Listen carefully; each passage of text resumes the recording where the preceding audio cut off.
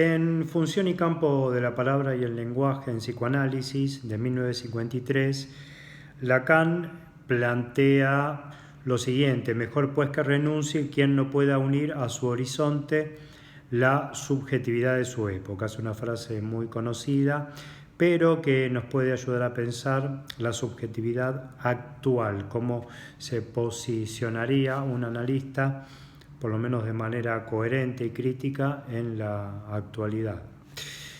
En su versión del sujeto de 1960, con respecto al medio norteamericano, la subjetividad norteamericana y la relación entre los psicoanalistas y Estados Unidos y la ideología ahí dominante, planteaba lo siguiente: no volveremos aquí a la función de nuestro estadio del espejo, punto estratégico primero alzado por nosotros como objeción al favor concedido en la teoría al pretendido yo autónomo, cuya restauración académica justificaba el contrasentido propuesto de su reforzamiento en una cura desviada desde entonces hacia un éxito adaptativo.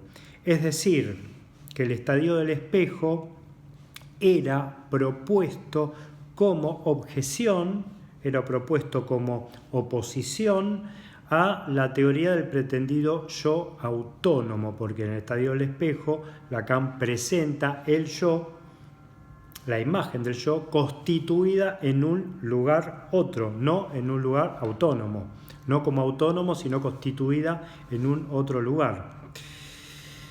En una cura desviada, decías, desde entonces hacia un éxito adaptativo. Es decir, que la idea del yo autónomo tenía que ver con la posibilidad de adaptarse a la sociedad norteamericana, a la época y al lugar donde los psicoanalistas habían emigrado. Fenómeno de abdicación mental, habían abdicado mentalmente, conectado con el envejecimiento del grupo en la diáspora de la guerra y reducción de una práctica eminente a una etiqueta adecuada para la explotación del American Way of Life, ¿no? El modo de vida americano necesitaba el concepto de un yo autónomo, un yo libre e incluso de conflictos, para una mejor relación con la supuesta realidad presentada por la ideología americana. En Función y campo de la palabra y el lenguaje, en psicoanálisis de 1953, dice: aparece en todo caso de manera innegable que la concepción del psicoanálisis se ha inclinado allí hacia la adaptación del individuo al entorno social, la búsqueda de los patterns de la conducta y toda la objetivación implicada en la noción de las human relations, o así más o menos se pronuncia, y es esta sin duda una posición de exclusión privilegiada con relación al objeto humano, que se indica en el término nacido en aquellos parajes de human engineering, algo así como de ingeniería humana. Quiere decir, perdón por la pronunciación, pero quiere decir que la concepción del psicoanálisis se modificó, se tergiversó para que sea funcional a los patrones de conducta necesarios para la adaptación, para una adaptación activa, pasiva, por supuesto, a lo que se entiende que es el entorno social donde se sobreadaptó el psicoanálisis. Y agrega: así pues, a la distancia necesaria para sostener semejante posición es a la que puede atribuirse el eclipse en el psicoanálisis de los términos más vivos de su experiencia, el inconsciente de la sexualidad, cuya mención misma parecería que debiese borrarse próximamente. Es decir, hay que eclipsar ciertos términos como el inconsciente y la sexualidad para que el psicoanálisis se transforme en una práctica bien adaptada a los patterns de conducta de esa sociedad. ¿no? Como decía antes, era necesario una abdicación mental para que el psicoanálisis sirva a un éxito adaptativo. Y esto en relación a la promoción de un yo autónomo. Es decir, la idea de un yo libre es necesaria para que el psicoanálisis pase por el tamiz de la sociedad norteamericana, por lo que acá cuenta, y sea bien reconocida por su ideología y por sus intereses. En La dirección de la cura y los principios de su poder, de 1958, plantea: se concibe que para apoyar una concepción tan evidentemente precaria, algunos de ultramar hayan sentido la necesidad de introducir en ella un valor estable, un patrón de la medida de lo real. Es el ego autónomo. Este es el patrón estable, esta es la medida de lo que sería la realidad, lo real en términos de la realidad. Es el conjunto que se supone organizado de las funciones más dispares para prestar su apoyo al sentimiento de lo innato del sujeto. Existiría para esta teoría, para esta adecuación y distorsión del psicoanálisis en este medio, la necesidad de plantear que hay algo innato en el sujeto, es decir, que hay algo que no está determinado por el otro, por la cultura y por el lenguaje, sino que es algo que viene con el sujeto.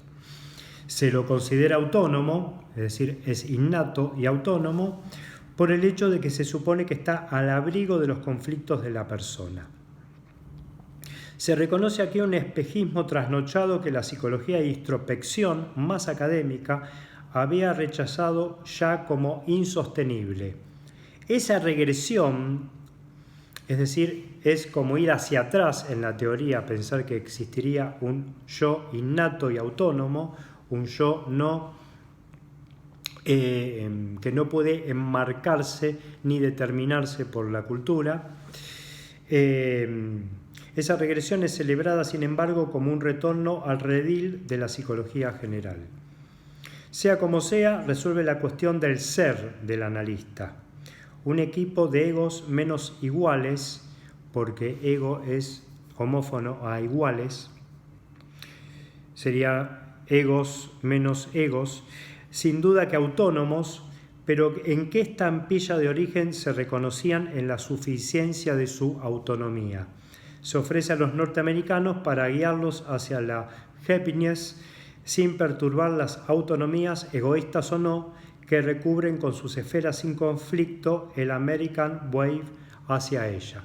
Es decir, los norteamericanos necesitaban la idea de un yo autónomo que no tuviera conflictos, que sea innato en el sujeto, que no pertenezca ni a la historia ni a su medio, que no forme parte de los conflictos económicos, políticos y sociales, es decir, algo así como una cuestión metafísica del yo para el sostenimiento de ciertas ideas afines a la ideología ahí reinante.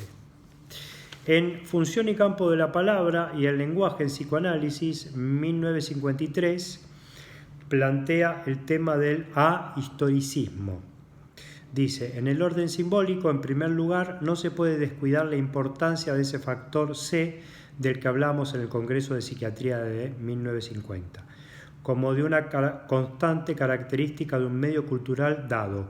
Condición aquí del antihistoricismo, es decir, del rechazo de la historia en el momento, en el punto de pensar el sujeto, en que todos están de acuerdo en reconocer el rasgo principal de la comunicación en los Estados Unidos y que a nuestro entender está en las antípodas de la experiencia analítica, a lo cual se añade una forma mental muy autóctona que bajo el nombre de behaviorismo, de conductismo, domina hasta tal punto la noción psicológica en Norteamérica que está claro que a estas alturas ha recubierto totalmente en el psicoanálisis la inspiración freudiana. Una vez más, Lacan dice que el psicoanálisis se degrada en sus conceptos al querer forzar su teoría a la adaptación al sesgo ideológico de los Estados Unidos, y que para esto, en este punto, menciona también el rechazo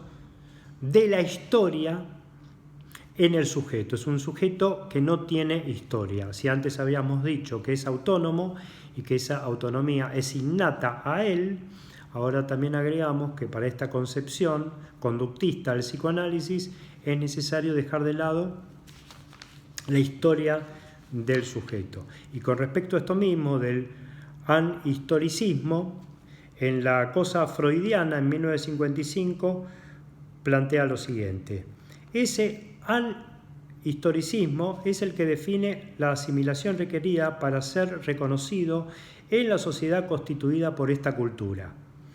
Era a su intimación a la que tenía que responder un grupo de emigrantes que, para hacerse reconocer, no podían hacer valer sino su diferencia, pero cuya función suponía la historia en su principio, ya que su disciplina era la que había restablecido el puente que une al hombre moderno con los mitos antiguos.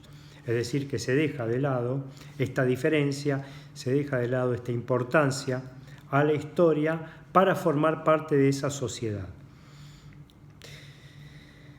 Y agrega un poco más adelante: es regresar al principio reaccionario que recubre la dualidad del que sufre y del que cura, con la oposición del que sabe con el que ignora. Es decir, el que cura sería el que sabe y el que sufre el que ignora, ¿no? Está planteando una concepción autoritaria de la cura.